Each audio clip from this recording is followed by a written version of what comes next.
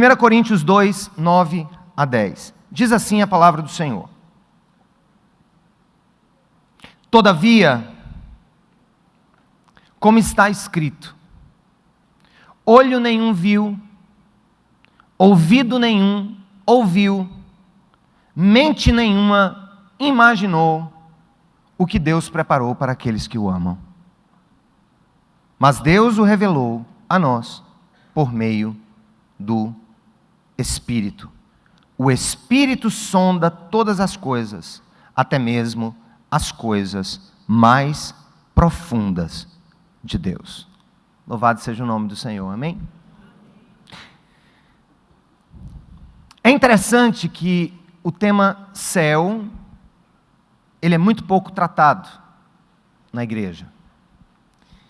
Muitas vezes ele é caricaturado. A série de mensagens que começamos hoje é, sem dúvida, uma das mais importantes da nossa história enquanto igreja local.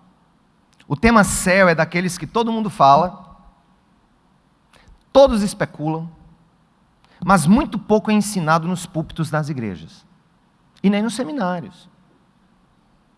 Sem falar de muitas visões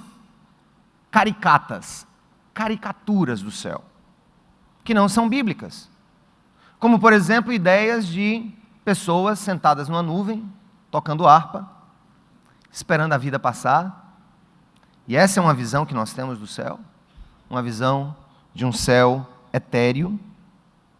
Mas também, às vezes, é fruto de ensinos incompletos e muito pouco inspiradores, a ponto de você perguntar: você quer ir? Deus me livre. Não quero essa vida, eu quero ficar aqui. Eu preferiria ficar aqui.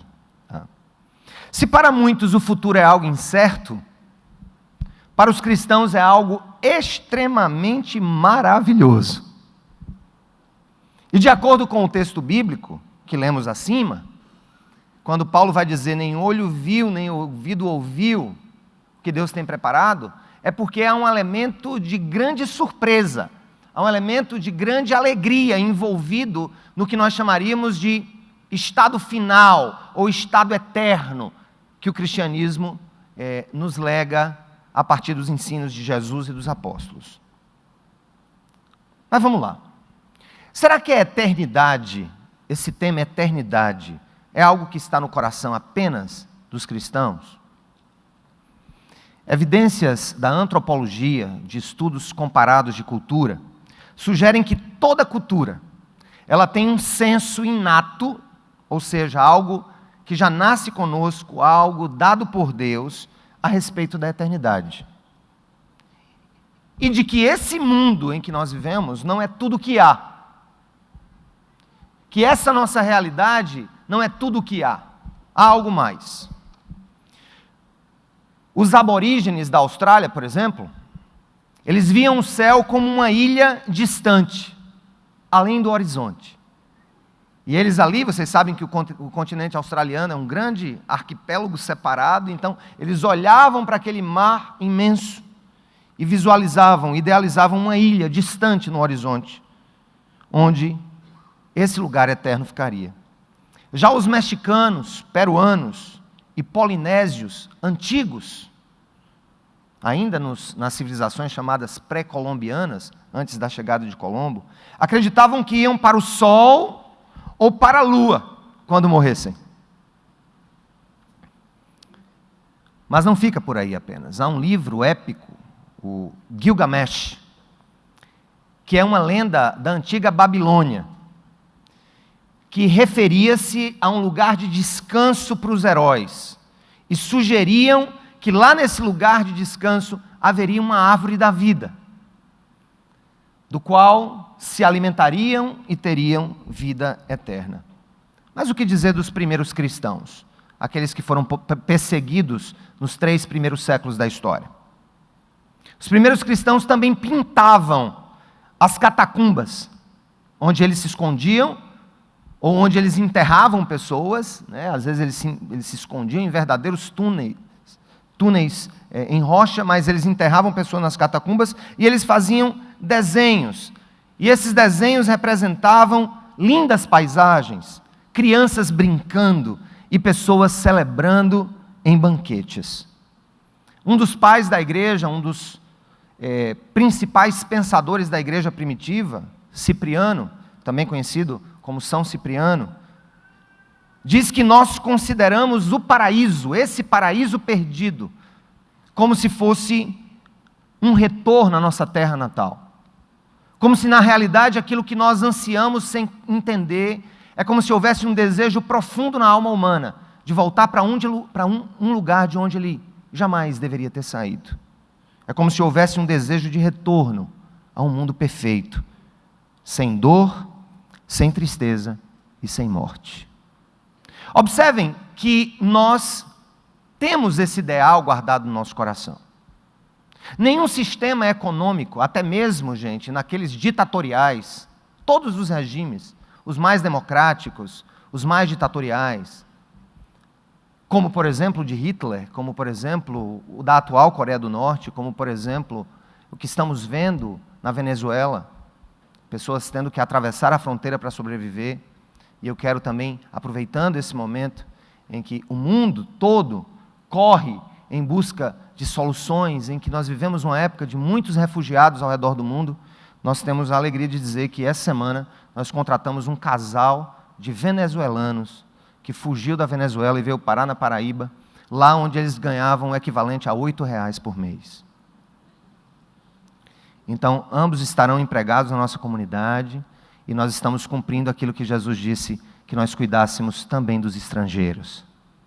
Temos cuidado de órfãos, temos cuidado de dependentes químicos, de prisioneiros, temos agora a oportunidade de cuidar de estrangeiros, como Jesus quer que nós façamos. Mas esse ideal de um mundo perfeito, ele está nesses regimes. Mesmo Hitler, ele achava que através de suas reengenharias sociais, preservando a raça ariana, ele teria um mundo perfeito, em progresso e em desenvolvimento.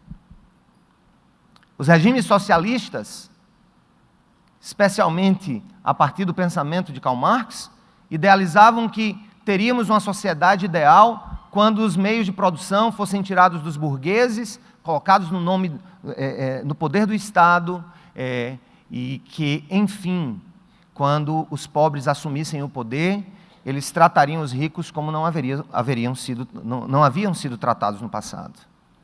Os regimes capitalistas também, o liberalismo econômico anseia por um tempo de desenvolvimento, de pleno emprego.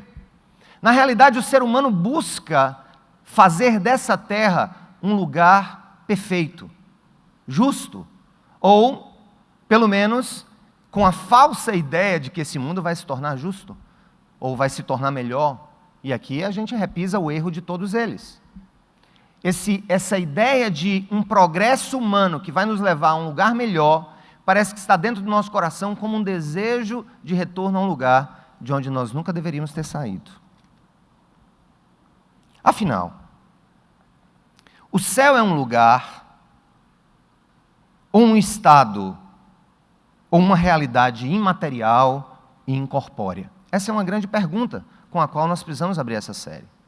O céu a que a Bíblia se refere é um lugar imaterial, é um lugar incorpóreo, é um lugar etéreo, é um estado de ser, é um estado divinal, ou é, literalmente, um lugar? O que eu posso dizer para vocês a partir do texto que nós leremos agora em João capítulo 14, versos 1 a 3, esse lugar não é uma realidade etérea. Começo a dizer isso. O céu não é uma realidade imaterial, etérea, composta por espíritos desencarnados. Por uma simples razão: nós não fomos feitos para essa realidade. Quando Deus cria a humanidade e diz que quando criou achou muito bom, pensem aqui comigo, capturem aqui comigo, se Deus fez todas as coisas lá em Gênesis e afirma a bondade da sua criação, a beleza da sua criação, Deus não tinha nenhum problema com a nossa materialidade. Deus não tinha nenhum problema com o fato de termos um corpo. Deus não tinha nenhum problema em ter nos feito 100% carne e 100% espírito. Um ser espiritual, biblicamente, não significa um ser desencarnado. Um ser espiritual, biblicamente, na criação original e em todo o processo de restauração que Deus haverá de fazer, significa um ser completamente voltado a Deus com o seu coração.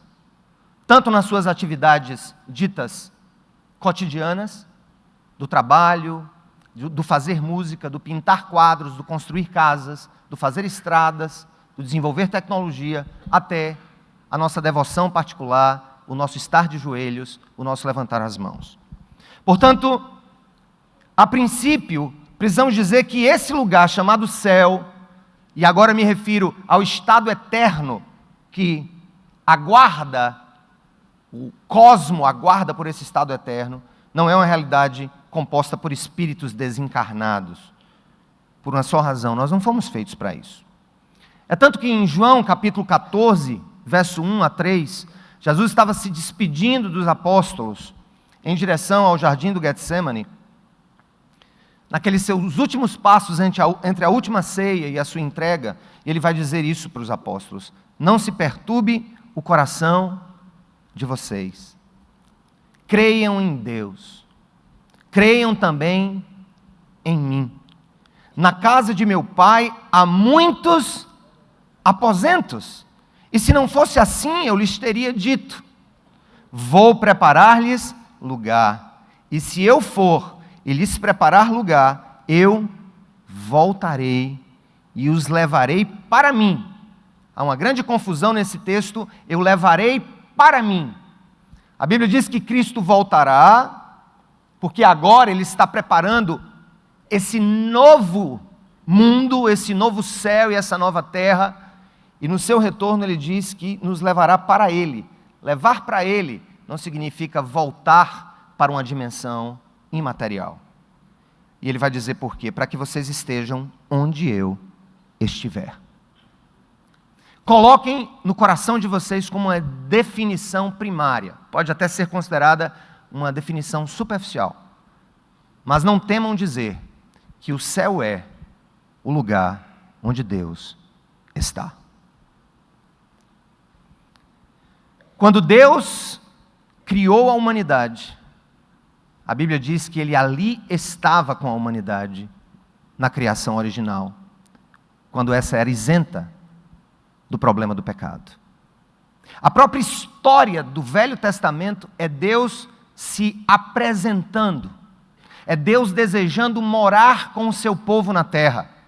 Pensa comigo, quando Deus chamou Abraão lá no Velho Testamento para iniciar uma família, depois uma nação, de onde viria o Messias e todas as nações seriam abençoadas, depois lá um tempo, o que é que Deus pede para Moisés, o que libertou o povo do Egito? Que ele construísse um tabernáculo. E Deus disse que habitaria ali no Santo dos Santos, não é verdade, gente? E a Bíblia diz que durante o dia havia uma coluna de fogo, aliás, de fumaça, no lugar onde Deus habitava, e à noite uma coluna de fogo. E sempre que essa coluna se desviava no deserto, era hora de desarmar o acampamento e seguir viagem em direção à terra prometida.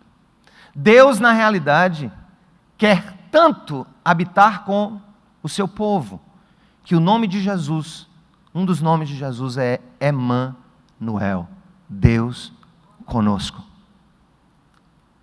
E aí, quando Jesus disse que essa casa ou esse lugar tem muitos aposentos, Ele está tratando de uma definição espaço-temporal.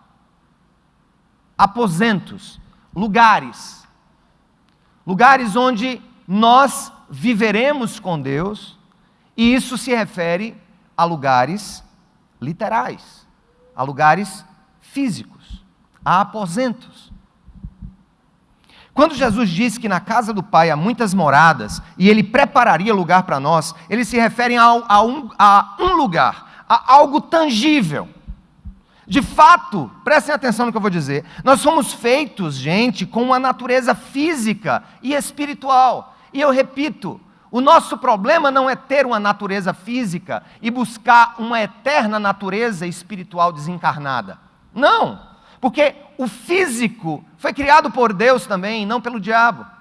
Quem pensava o contrário, quem pensava que o mundo material não teria sido criado por um Deus, mas sim por um demiurgo, ou um Deus de segunda categoria, que teria criado um mundo material caótico, isso vem do pensamento grego.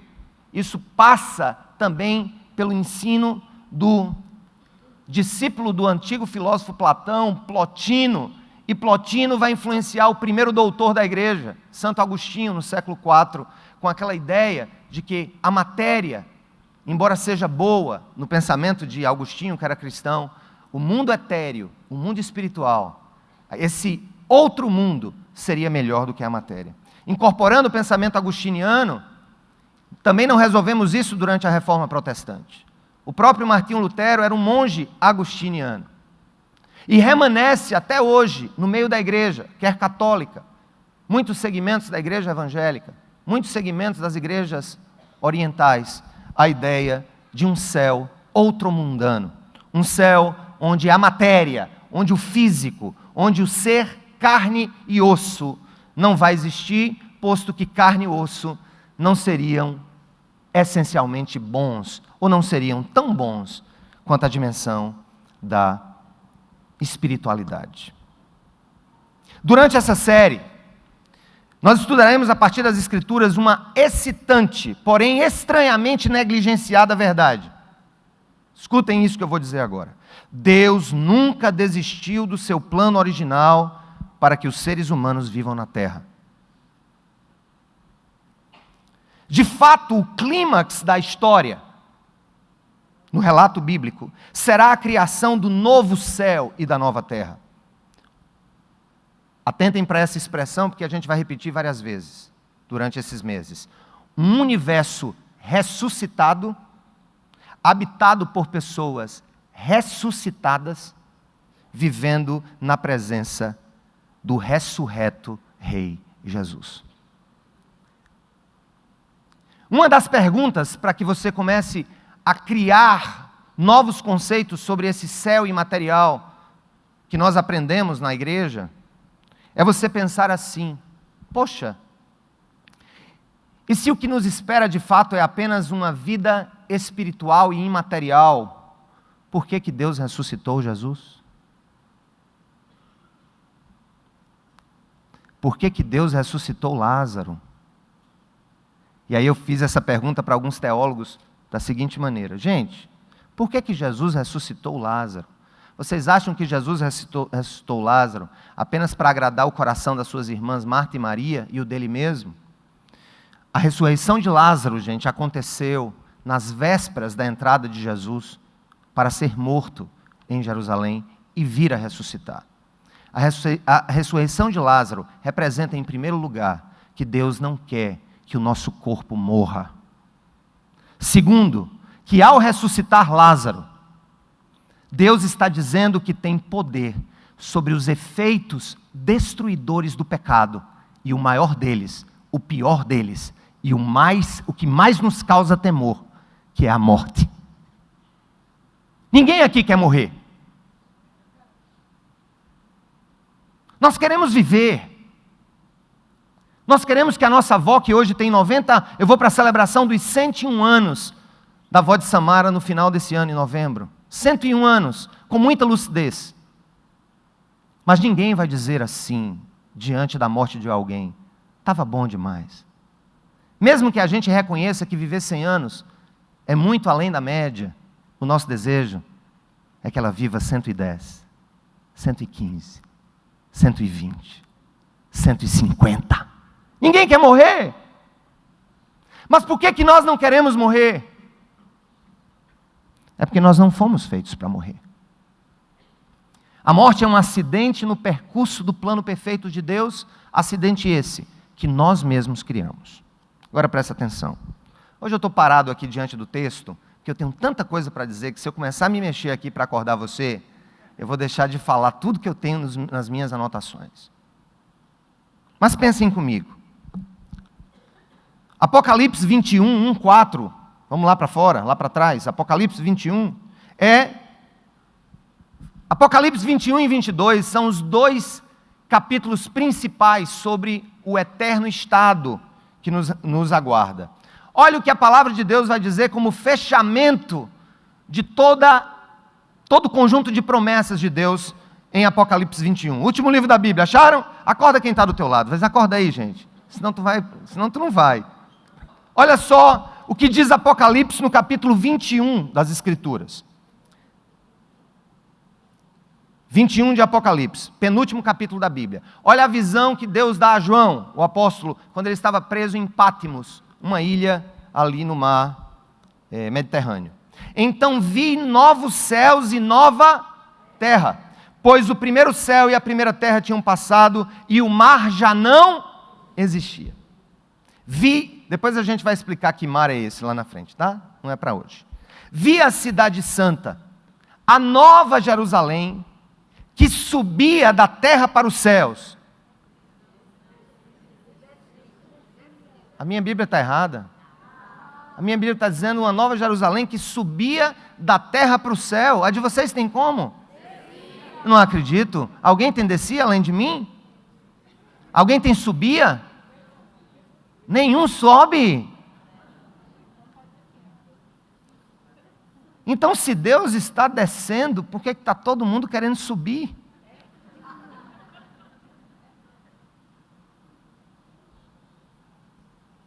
Vi a cidade santa, a nova Jerusalém, que descia dos céus da parte de Deus, preparada como uma noiva adornada para o seu marido. Ouvi uma forte voz que vinha do trono e dizia, olha que coisa linda, agora o tabernáculo de Deus, ou a habitação de Deus, está com os homens, com os quais ele viverá. Eles serão seus povos, e o próprio Deus estará com eles, e será o seu Deus. E ele enxugará dos seus olhos toda lágrima. Não haverá mais morte, nem tristeza, nem choro, nem dor, pois a antiga ordem já passou. É só isso que você diz? A Bíblia está dizendo que Deus está preparando o curso da história para voltar a habitar com a humanidade que Ele criou, habitação que foi impedida pelo pecado lá em Gênesis e que ficou extremamente limitada a um lugar específico no chamado Santo dos Santos, tanto no tabernáculo quanto no templo de Jerusalém. O trono de Deus estará na terra, no meio dos homens, da humanidade. Humanidade que ele criou e disse que era boa, disse que era linda e que nela se deleitou. Presta atenção, gente. Qual a primeira implicação de entendermos que há um céu, mas ao mesmo tempo que há um inferno, do qual nós falaremos um pouco no decorrer desse processo. Mas olha só, como seres humanos, nós temos uma tarefa missionária, urgente. Porque Cristo manda que nós preguemos a boa nova de que Ele está restaurando todo o universo na cruz, onde Ele derramou o sangue. Não só para restaurar almas, mas para restaurar corpos. Não só para restaurar humanos de corpo e alma, mas também restaurar toda a criação. Restaurar o que está perdido, o que está caído, o que está sofrido, o que está dolorido, o que está sangrando. O apóstolo Paulo diz que hoje a criação está em estado de profundo gemido, aguardando que esse dia aconteça. Olha só, como seres humanos nós temos uma doença mortal, chamada mortalidade. Todo mundo aqui tem essa doença. Você pode não ter hérnia de disco, bico de papagaio, estomatite, faringite, otite. Você pode não ter ninguém do time da Croácia. Os homens entenderão. As mulheres, algumas que gostam de futebol, entenderão. Mas o fato é que todos nós padecemos de uma doença chamada mortalidade.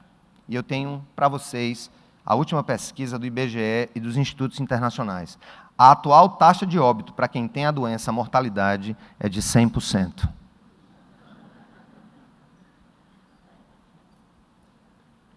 A menos que Jesus volte em breve, nós vamos morrer. Não importa se gostamos desse assunto, Mas a cada segundo, preste atenção, isso aqui são dados internacionais, a cada segundo morrem quase 2 pessoas, a cada segundo no mundo. Falei, 2 morreram, mais 2 estão morrendo agora, mais 2. Quando acabar essa mensagem, se eu tiver aí mais 60 segundos, se eu tiver mais aí 30 minutos, são 1.800 segundos. Morrerão até o final da minha mensagem 3.600 pessoas.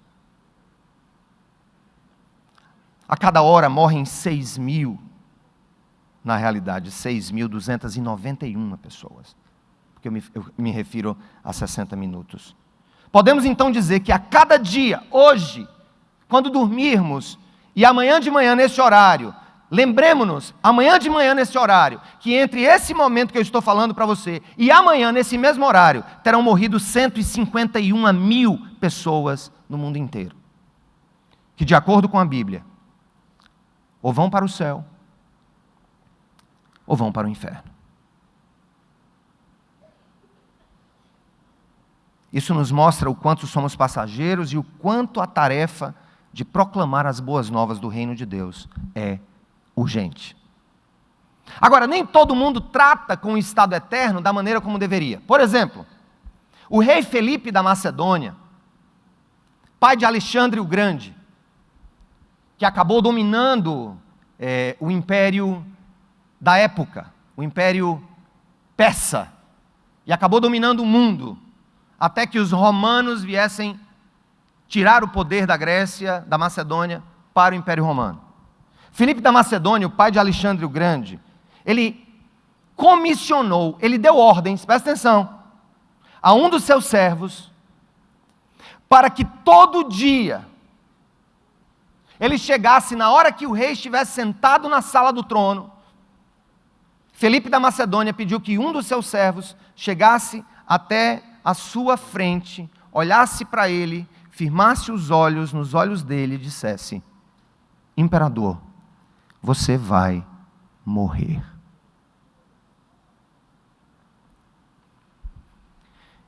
Essa ação de Filipe da Macedônia mostrava uma convicção sobre o fato de que as nossas decisões sobre a eternidade com Deus ou longe de Deus precisam ser encaradas hoje a partir desse aspecto chamado mortalidade. Contrariamente, o rei Luís XIV, da França, muitos séculos depois, decretou que a palavra morte nunca fosse falada na sua presença. Então, Filipe da Macedônia disse que todo dia dissessem para ele que ele ia morrer, e esse rei, Luís XIV, da França, proibiu que a palavra morte fosse falada. A grande questão é que um dos objetivos do tempo de hoje, em toda essa temática sobre a morte e sobre o céu, nós temos que entender que o medo da morte, ele nos acompanha desde o pecado de Adão. Todos temos algum temor sobre a morte, ou temos algum temor sobre a própria vida. O escritor aos Hebreus disse uma coisa linda. Olha o que é que ele disse sobre o porquê Jesus ter vindo em carne, e o porquê Deus ter encarnado, e o porquê Deus ter vindo viver como seres humanos. Em primeiro lugar, porque Deus ama o seu mundo material, Ele não odeia o seu mundo material, e por isso Ele não quer destruir o seu mundo material, Ele quer restaurar o seu mundo material. Mas segundo, é o que o autor aos Hebreus no capítulo 12, verso 14 e 15 vai dizer, atenção, portanto, visto que os filhos, refere-se a nós, são pessoas de carne e sangue, Ele, Jesus, também participou dessa condição humana, para que por sua morte na cruz, Ele derrotasse aquele que tem o poder da morte. Em razão do pecado, Deus deu ao inferno o poder da morte. E Jesus veio para destruir o poder da morte. E ele continua, isto é, o diabo. E libertasse, olha que coisa maravilhosa, e libertasse aqueles que durante toda a vida estiveram escravizados pelo medo da morte. Jesus veio para que não tivéssemos medo da morte.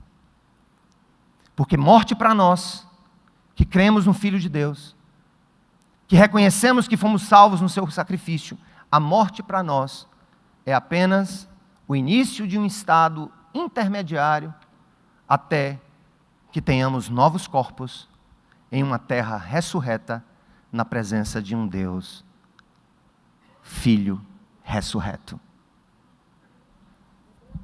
Hebreus 2, 14 e 15. Mas vamos lá.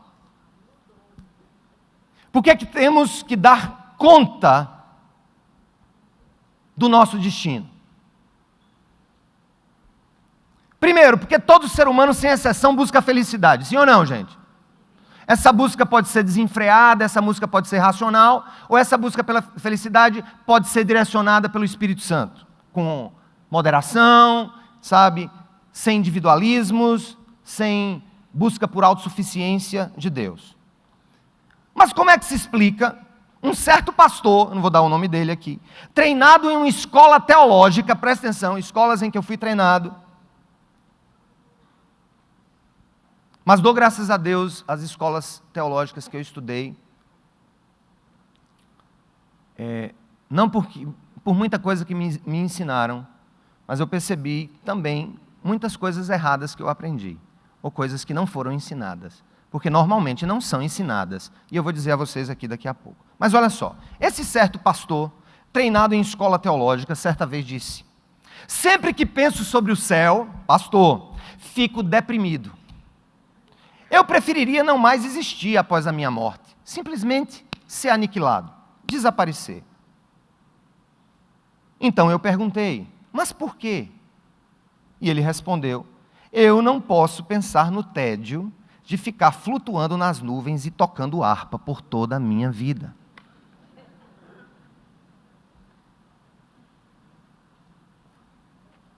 E eu digo para vocês, nem eu. Que quem tem hiperatividade como eu, iria furar muita nuvem e quebrar muita corda de harpa. De onde esse pastor tirou essas conclusões, pelo amor de Deus? Certamente de um ensino outromundano, que nada tem a ver com as promessas do cristianismo. Bastava que ele lesse Filipenses capítulo 1, 23.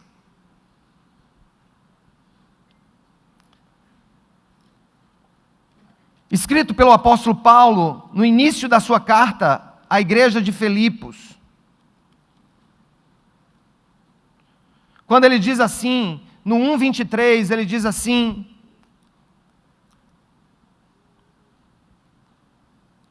estou pressionado de dois lados. Vamos no 22. Caso continue vivendo no corpo aqui com vocês, terei o fruto do meu trabalho. E já não sei o que escolher. Estou pressionado dos dois lados. Desejo partir e estar com Cristo, o que é muito melhor. Alguns esclarecimentos. Paulo disse que preferia, entre duas opções. Ele estava sendo perseguido, escreveu essa carta da prisão, certamente estava dilacerado por chicotadas e todas as coisas. Ele disse: eu prefiro, sinceramente, a estar nesse mundo caído, destruído pelo pecado, eu prefiro partir para estar com Cristo. Então, quando ele aponta partir para estar com Cristo, não é que ele deseje a imaterialidade, é que ele deseja estar com Cristo, até que Cristo venha. E o mesmo Paulo que disse que preferiria estar com Cristo, ele vai escrever aos Tessalonicenses, e eu não vou dizer aqui, eu não vou falar sobre Tessalonicenses aqui, mas Paulo diz assim: olha, eu não quero que vocês sejam ignorantes quanto aos que dormem agora, ou seja, com relação a quem já morreu. Onde está quem já morreu nesse momento? Ele diz: eu não quero que vocês sejam ignorantes, como se não houvesse esperança. E ele vai dizer que no momento final do plano de Deus sobre a sua criação, todas as almas voltarão aos seus corpos. Estaremos ressurretos e nos encontraremos com o Senhor nas nuvens para com Ele descer.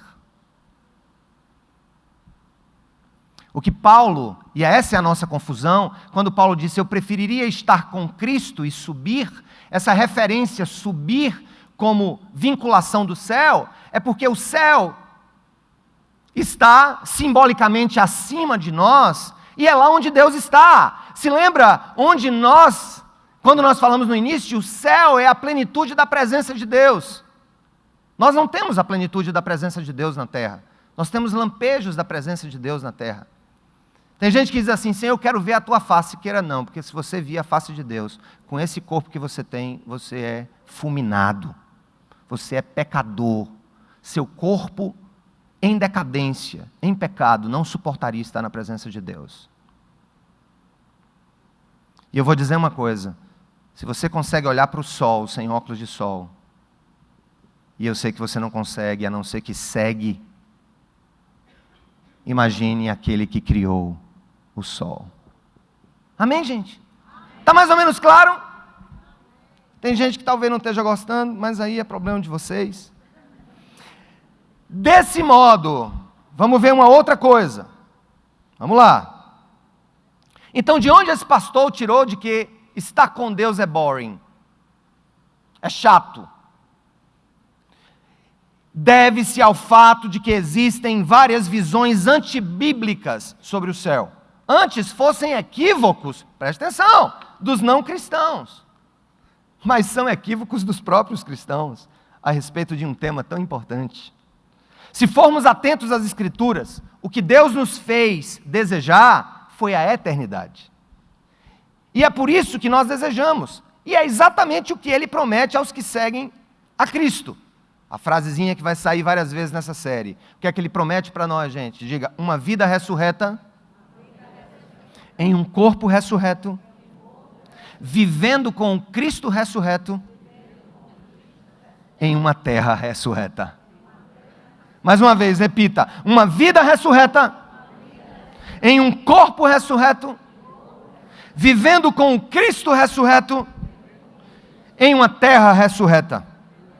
Então eu posso dizer que os nossos desejos de almejar a eternidade correspondem aos planos de Deus. Então, pensar sobre o céu de maneira correta e acurada é imprescindível. Aí eu vou explicar por que nos seminários e por que nas igrejas a gente fala tão... Gente, eu só estou introduzindo a série, depois nós vamos entrar passo a passo, caminho a caminho. Vamos analisar a nova terra, vamos analisar relacionamentos, vamos responder perguntas. Haverá animais na nova criação? Haverá pets na nova criação? Haverá animais de estimação na nova criação? Haverá famílias na nova criação? Eu conhecerei minha esposa, meus filhos na nova criação? Eles serão meus filhos na nova criação? Então é tanta coisa empolgante que eu quero só dizer uma coisa. Se você está achando chato hoje, guarda o coração que tem coisa pior ainda.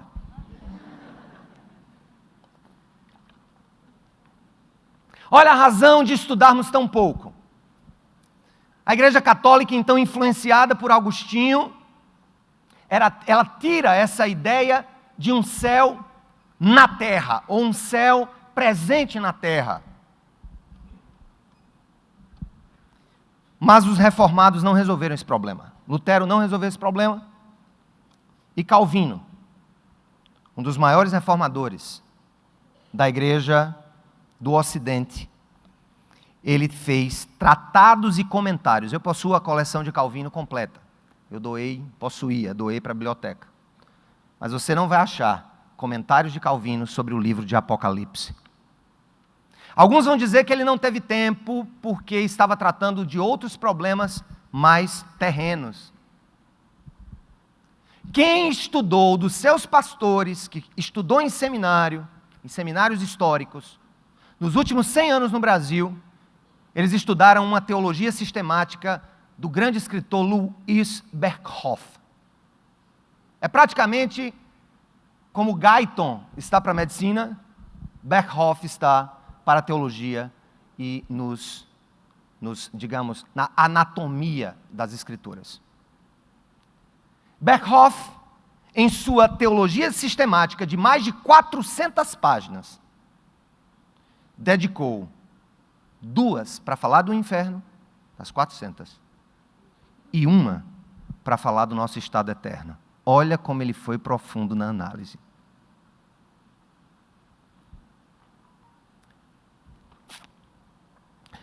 Desse modo, como colocarmos o nosso coração? Me respondam, meus irmãos e irmãs, como colocarmos o nosso coração no céu, se temos uma teologia tão pobre a esse respeito? Como se fosse um assunto proibido. Como se a Bíblia não nos desse suficientes ensinamentos para conhecermos. Uma das possibilidades que explicam o fato de termos tantas más compreensões, e aqui preste atenção, eu vou espiritualizar, atenção, você está dormindo, acorda, você que está em casa, para de mexer no WhatsApp e ouve. Uma das possibilidades que explicam o fato de termos tantas más compreensões a respeito do céu, parece ser algo relacionado a uma obra diabólica. Satanás odeia Deus, odeia o povo de Deus, e odeia o lugar onde Deus está, que é o céu. Ele precisa nos convencer de que o céu é um lugar chato em uma existência extraterrena e etérea. Desse modo, como ele não pode impedir a vitória final de Cristo, ele pode tentar nos persuadir de que essa vitória é apenas parcial e que Deus irá abandonar o mundo material do seu plano original para a humanidade e para a terra. Olha que coisa interessante. Se essa criação vai ser totalmente esquecida por Deus, se as nossas vidas corpóreas forem ser totalmente no futuro desconsideradas por Deus, então o sacrifício de Jesus na cruz não teria sido suficiente para restaurar a terra. E o mesmo Paulo aos Colossenses, no capítulo 1, eu não vou abrir, a partir do verso 15, ele vai dizer que Deus escolheu Cristo para que, morrendo na cruz, Deus reconciliasse com ele, o Pai, todas as coisas, as que estão nos céus e as que estão na terra, as visíveis e as invisíveis. Além disso, nós somos profundamente influenciados pelo pensamento naturalista da ciência. O que é que a ciência, o que é que o naturalismo próprio da revolução científica vai dizer? Que tudo que nós temos, toda a realidade que nós temos, é a realidade posta diante dos nossos olhos. Então, o naturalista ateu não vai crer, por exemplo, nas dimensões que não sejam materiais. Os naturalistas não vão entender explicações que não sejam materiais e naturais para suas descobertas. A grande questão é que o erro dos naturalistas, dos cientistas ateus, é, mesmo dizendo não acreditar naquilo que não pode ser provado, eles hipotetizam que a Terra surgiu do nada e que nós surgimos do nada, sem nenhum plano prévio estabelecido por Deus. E eu vou dizer uma coisa para você, se você ler o relato evolucionista ateísta, e você vir qual a suposição de onde nós viemos, de partículas minúsculas que se juntaram em um lugar, sobre as condições de temperatura e pressão, e nos tornamos o que nós tornamos, sem nenhuma intervenção divina, para mim é tão fantasioso quanto acreditar que Deus criou o homem do pó da terra. Tão fantasioso quanto. É uma questão de fé. Ou você tem fé na hipótese ateísta, que é fantasiosa, ou você tem fé na hipótese da revelação, que ao que parece para muitos é fantasiosa, mas as Escrituras têm se cumprido em todo o processo da história. Inclusive cidades que os novos antropólogos do século XIX e XX disseram que a Bíblia citava e que não existiam na face da Terra, foram sendo descobertas nas décadas posteriores. Mas vamos lá, escolha a sua fé. Ou que você era como duas moléculas se encontraram, traram. Ali no portão do cemitério do nada e do acaso. e se uniram e nos formaram sem nenhuma intervenção de uma inteligência acima de nós. Vamos lá, estamos indo para a parte final. Uma das coisas que você vai perguntar hoje é dizer assim, mas afinal a Bíblia vai nos dar durante essa série condições de conhecer algo mesmo sobre o céu? Hein, pastor? Será que aquela uma única página escrita por John Berkhoff, por Louis Berkhoff, aquela uma página não era por falta de outras informações na Bíblia para que ele pudesse criar uma doutrina mais robusta, uma teologia mais robusta? Quero dizer que não, que, por exemplo, ultimamente, e é um dos livros que serviram de base para a minha pesquisa, da nossa pesquisa, foi escrito por Randy Alcorn. É um livro sobre o céu, que tem mais de 600 páginas. Então, olhem só. Os escritores bíblicos, estamos finalizando, escreveram sobre o céu usando diversas formas. Jardim, ele fala de um jardim, ele fala de uma cidade, a Nova Jerusalém, e Jesus falou muito sobre reino de Deus. Estão lembrados? O reino de Deus está entre vós. Como é a oração do Pai Nosso? Venha o teu reino. Eu estou chamando, ó. Venha o teu reino. Venha o teu reino. Bota a mãozinha comigo, vamos lá. Venha o teu reino. Seja feita a tua vontade na terra, assim como já é feita no céu. Então, que o céu venha para a terra. Foi assim que Jesus ensinou a gente a orar, irmãos. E é por isso que Ele quer que nós nos engajemos nessa vida com tudo aquilo que sinaliza o reino dEle. Quando nós vamos ao cemitério, por exemplo, dar água às pessoas no dia de finados, orando por elas, levando esperança, nós estamos testemunhando do reino. Quando nós vamos a um presídio, falar da liberdade em Cristo Jesus, embora não sejamos daqueles que acham que preso não é para cumprir pena, preso tem que cumprir pena, mas quando nós vamos lá e falamos da esperança em Cristo, nós estamos sinalizando o reino.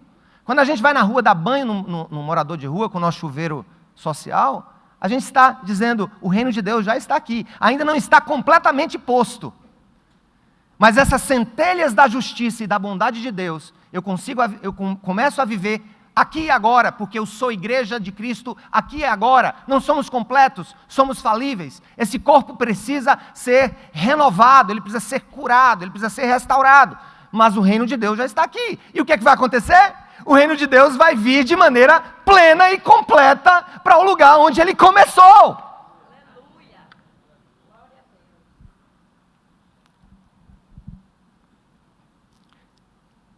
E como Jesus nos disse que está preparando um lugar para nós, e que o reino de Deus será de vez implantado na terra, e que haverá uma ressurreição, não podemos alegorizar ou espiritualizar essas passagens, tirando do ensino do céu a sua natureza material. Nós falhamos quando não levamos a sério o que a Bíblia nos diz sobre o céu, irmãos. É interessante aqui, uma outra coisa, para a gente continuar. Eu quero dizer uma coisa para vocês, e aqui eu encerro. Ao final dessa série, você será capaz de envisionar o céu eterno, também conhecer o céu presente, que nós vamos estudar domingo que vem. Você entenderá que de maneira a ter uma imagem do céu, que um dia irá ser centrado na terra, você não precisa olhar para as nuvens. Você precisa simplesmente olhar ao seu redor e imaginar esse mundo que nós vivemos, sem pecado, sem corrupção, sem morte, sem sofrimento. Vocês percebem que é isso que todos os modelos econômicos desejam? Vocês percebem que todos os movimentos políticos dizem querer um país melhor?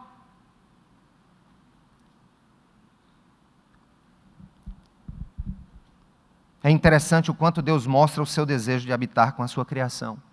Foi assim no Éden, foi assim nas aparições no Velho Testamento, foi assim no tabernáculo, foi assim no Templo de Jerusalém, foi assim em Cristo, Deus conosco. É assim, pela presença do Espírito Santo em nós, e será de maneira completa na volta do Rei Jesus. Aí vem a pergunta, mas pastor, nós não podemos estudar sobre isso? Porque a Bíblia diz, volta lá para o texto de 1 Coríntios 2,13, volta lá. Eu vou encerrar pelo começo, é uma pregação toda doida. Vamos lá. Coríntios 2, aliás, gente, 9 e 10. 1 Coríntios 2, 9 e 10. Perdão, acharam? 1 Coríntios 2, 9 e 10. Diz o quê? Todavia, como está escrito, olho nenhum viu, ouvido nenhum ouviu, e mente nenhum imaginou que Deus preparou para os que amam. Ponto, para. As pessoas pegam isso aqui e dizem, está vendo? Olho nenhum viu, ouvido nenhum ouviu, não entrou em nenhum coração humano. Por que você está fazendo série de céu? Por que você não faz uma série sobre inferno? Por que você não faz uma série sobre melhorar a vida da gente aqui na terra? Mas olha o que Paulo diz na continuidade. A gente pega o que interessa da Bíblia. Por isso, cuidado com o versículo solto das Escrituras. Muito cuidado em pegar versículo solto das Escrituras. Ele completa logo depois. Mas, olho nenhum viu, ouvido nenhum ouviu, mas Deus o revelou a nós por meio do Espírito. O Espírito sonda todas as coisas, até mesmo as coisas mais profundas de Deus. O que Paulo está querendo dizer é o seguinte, é que de fato, nenhum olho viu, nenhum ouvido ouviu, mas o Espírito Santo revelou aquilo que Ele quer que a gente saiba, e tudo isso está aqui. Não pegue a primeira parte do texto. Então vamos lá para as nossas conclusões.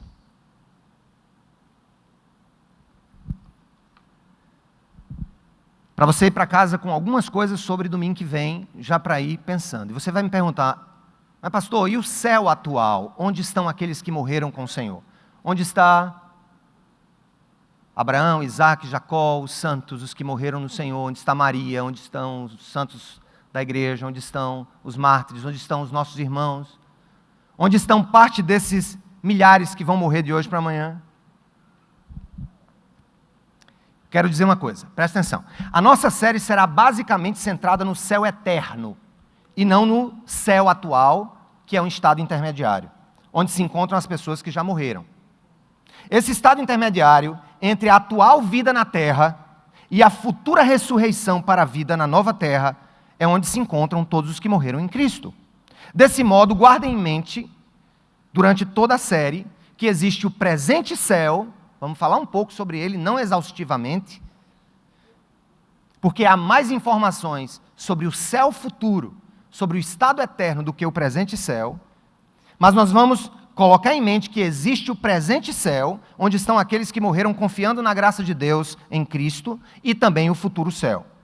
Embora o presente céu, na presença de Cristo, seja, de acordo com Paulo, muito melhor do que a nossa vida atual na terra, o presente céu é muito melhor do que a nossa vida atual na terra, pois ela está amaldiçoada pelo pecado.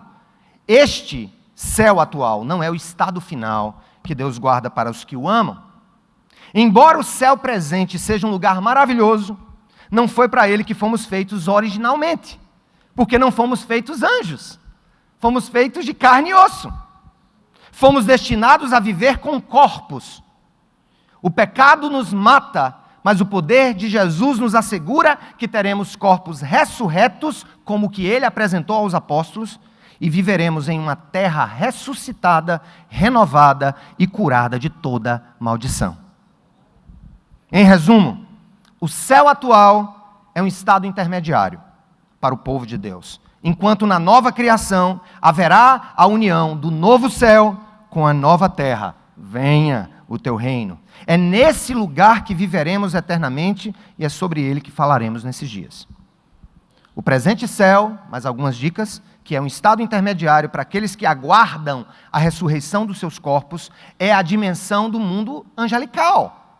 Diferentemente, o futuro céu, que estará unido à nova terra, refere-se ao mundo humano, onde o lugar da habitação de Deus será o lugar da habitação da humanidade, em um universo ressuscitado e curado de toda a maldição causada pelo pecado.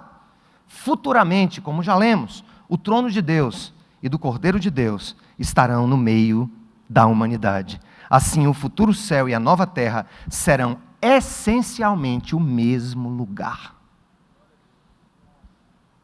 O fato de Deus vir habitar com o seu povo na nova terra cabe perfeitamente com o seu plano original. Deus poderia ter levado os primeiros humanos para visitá-lo no céu, mas ele veio à terra conviver com a sua criação. Além disso, o próprio Jesus fala no Evangelho de João. Olha o que ele vai dizer. Se alguém me ama, capítulo 4, verso 23, se alguém me ama, guardará a minha palavra, meu Pai o amará, nós viremos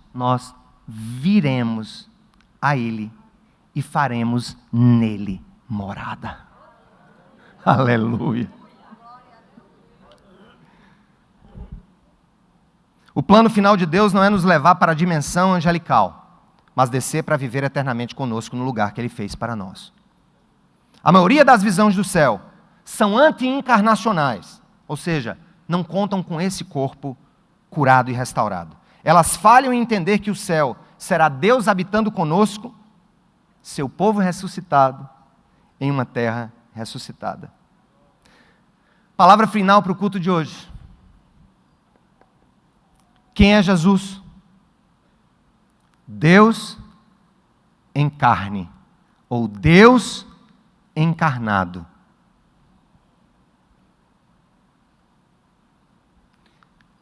O que nos aguarda é uma terra que será a encarnação do céu.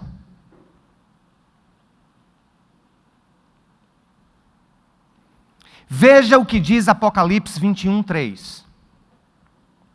Deus relocará o seu povo e descerá do presente céu para viver com eles. Quando o dano causado pelo pecado, esse é o nosso problema. O problema da criação é o pecado. Quando Deus curar o dano causado pelo pecado, e se esse problema for totalmente resolvido, o céu iniciará a terra. E isso não será por vias humanas, mas por ação divina. Que o Senhor nos abençoe.